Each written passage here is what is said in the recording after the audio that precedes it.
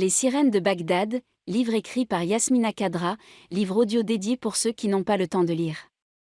Veuillez vous abonner à notre chaîne, de mettre un j'aime ou pas, de commenter et de nous donner votre avis sur les améliorations qu'on peut apporter, et partager avec vos amis, pour avoir plus de vidéos et aussi pour nous encourager à publier d'autres livres audio d'auteurs différents.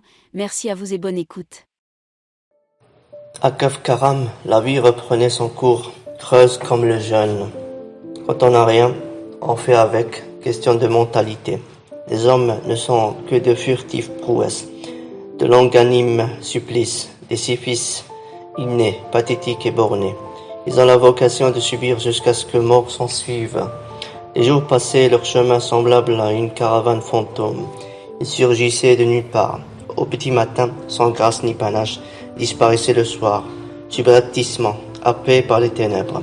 Cependant, les enfants continuaient de naître, et la mort devait à l'équilibre des choses. À 73 ans, notre voisin était devenu papa pour la 17e fois, et mon grand-oncle s'était éteint sur son lit de vieillesse, entouré des siens.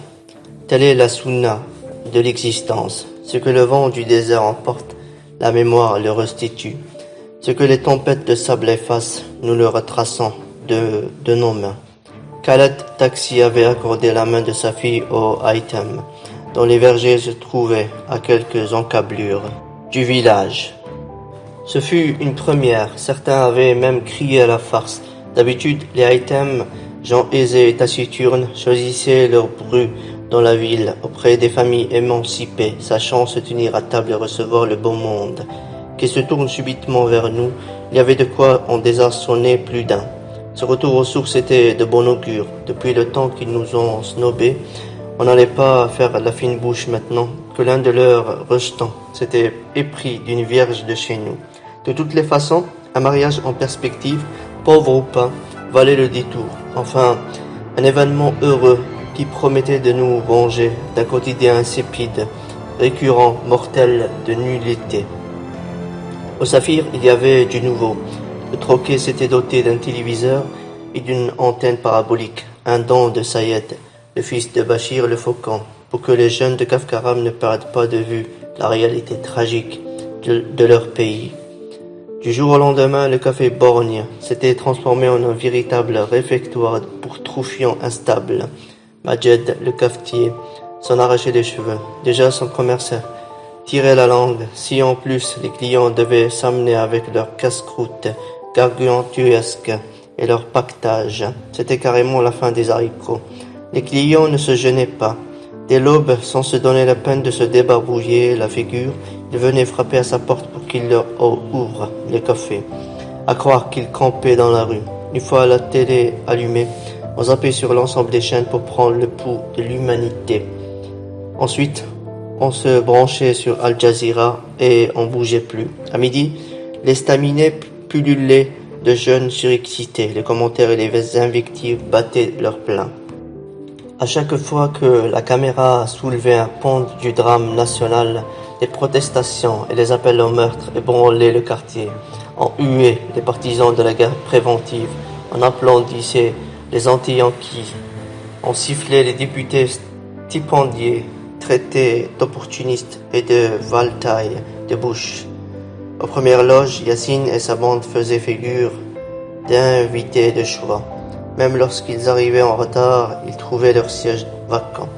Derrière eux, 2 ou 3 rangées de sympathisants. Au fond de la salle, le menu fretin, le cafetier savait où donner de la tête. Les joues dans le creux de ses paumes et son thermos négligé au bout du comptoir. Il fixait d'un œil affligé la troupe oiseuse en train de bousiller ses meubles dans un tohu-bohu ahurissant. Les premiers jours, mon cousin Kadam et moi allions au Saphir. Cela nous changeait un peu les idées parfois. Au détour d'une remarque anecdotique, les rires cassaient la baraque. Il n'y avait pas mieux qu'une réflexion décalée pour nous remettre d'aplomb et voir tous ces damnés au regard vide se désopiller la rate parce que l'un des leurs avait gaffé. C'était une thérapie d'une insoupçonnable efficacité. Les drôleries à la langue exacerbent les mœurs. Il arrivait souvent qu'un plaisantin la prenne à ses dépens. Les marioles qui sautaient sur n'importe quelle occasion pour amuser la galerie commençaient à taper sur le système, Comme il fallait s'y attendre, Yassine dut remettre les pendules à l'heure. La nuit était tombée depuis un bon bout de temps, et on suivait les informations sur Al Jazeera. Le présentateur du JT nous emmenait du côté de Fallujah, où des batailles opposaient l'armée irakienne, renforcée par les troupes américaines à la résistance populaire. La ville assiégée s'était jurée de rendre l'âme plutôt que de déposer les armes. Défigurée, enfumée, elle se battait avec une touchante pugnacité. On parlait de centaines de morts, en majorité des femmes et des enfants. Dans le café, un silence sépulcral taraudait les cœurs. On assistait impuissant à une véritable boucherie.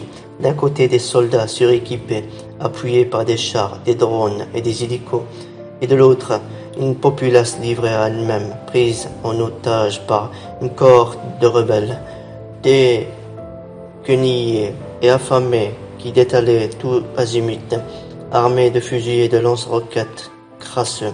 Ce fut alors qu'un jeune barbu s'écria: « Ces mécréants d'Américains ne l'emporteront pas au paradis.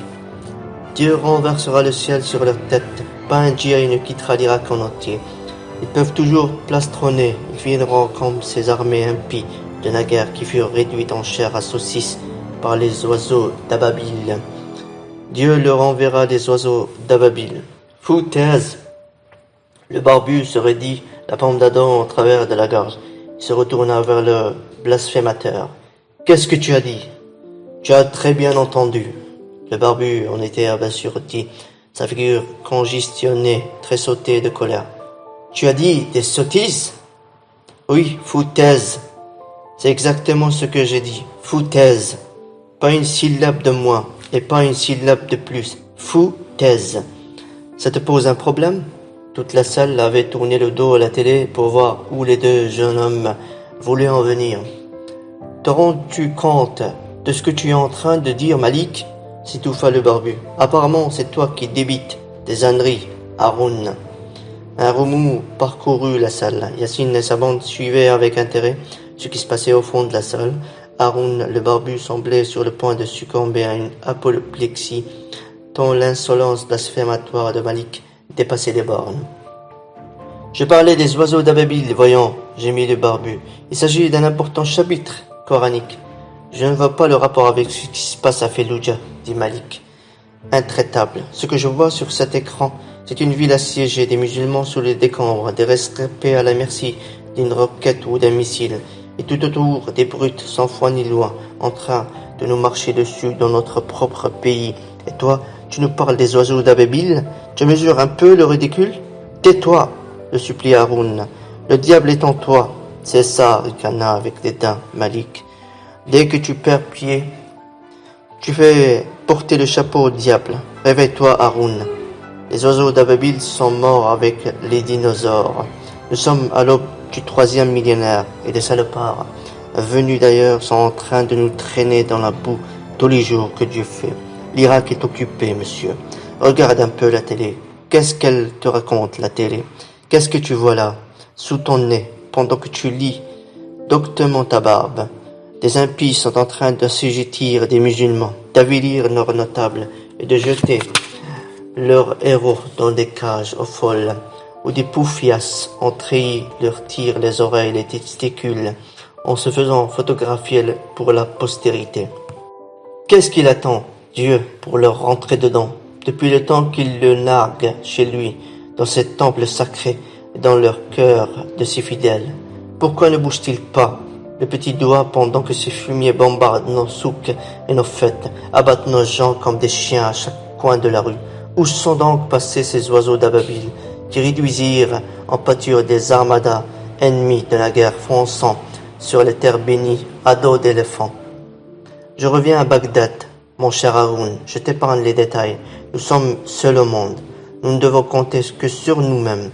Aucun renfort ne nous viendra du ciel. Aucun miracle ne nous tendra la perche. Dieu a d'autres chats à fouetter. La nuit, quand je retiens mon souffle au fond de mon lit, je ne l'entends même pas respirer. La nuit, toute la nuit leur appartient. Et le jour, lorsque je lève les yeux au ciel pour l'implorer, je ne vois que leurs hélicos, leurs oiseaux d'Ababil à eux, qui nous ensevelissent sous leur fiente incendiaire. Il n'y a plus de doute, tu as vendu ton âme au diable. Je la lui offrirai sur un plateau d'argent qu'il n'en voudrait pas. Astaghfirullah, c'est ça. Pour l'instant, les djihadistes profanent nos mosquées, molestent nos saints et mettent nos prières dans des bouteilles comme des mouches. Qu'est-ce qu'il lui faut de plus pour le faire sortir de ses gants, ton Dieu? Tu t'attendais à quoi, crétin, tonna Yassine. Tous les regards se déportèrent sur Yassine. Ce dernier posa ses mains sur ses hanches et dévisagea le blasphémateur avec mépris.